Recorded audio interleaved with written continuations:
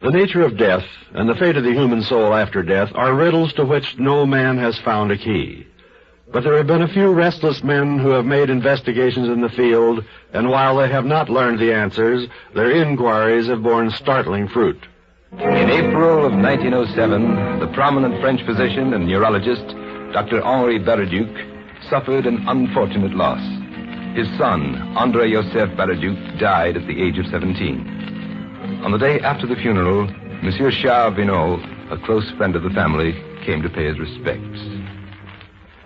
I know how futile words are at a time like this. It was kind of you to come, Charles. You were with André when he died, Marie. Oh, Charles. Why, my dear, I am sorry. It was a stupid question. No, it was not stupid at all. Charles, I was not with André when he died. Henri would not let me be. What? He kept me out of the room. During the last few hours, he was in there alone with André. You see, when André went in for the last time, he took a camera with him.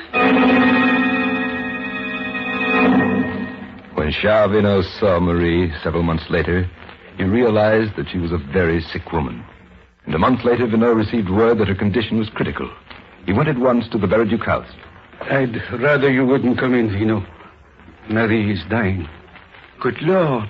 I want to speak to her, Henri. I asked you not to come in. Yes, I know. Will you have the decency to permit me to be alone with my wife at the moment of her death?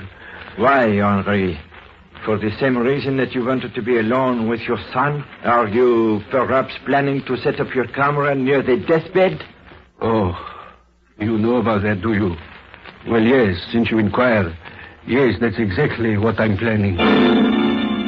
The following day, the newspapers carried the report of the death of Madame Marie Baraduc. Charles Vinot returned to the Baraduc home. He bluntly denounced the doctor as a heartless and inhuman monster. I'm a scientist, Vinot. I wanted a visual record of what happens to the body at the moment of death. And then he handed his friend a series of pictures, explaining that he had used specially sensitized plates. Vinot stared at them in amazement and disbelief. Mon Dieu, it looks like a sort of misty ball rising from her body. And so it is. If you look here, you'll notice that 3 such balls appeared. They coalesced into a single globe. It remained attached to the body by a cord, a luminous cord. And then, at this point, the cord broke, and the globe floated away. I may be an inhuman monster, Charles, but I think you'll agree that I've made a rather significant discovery. Charles Vinot may have agreed, but the world did not.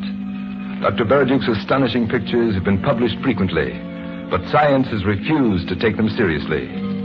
Is it because the circumstances under which they were made are so repugnant, so offensive to human decency, that the doctor's integrity is subject to suspicion? Or is it simply because the photographs themselves tell a story that is too disturbing? A story incredible but true.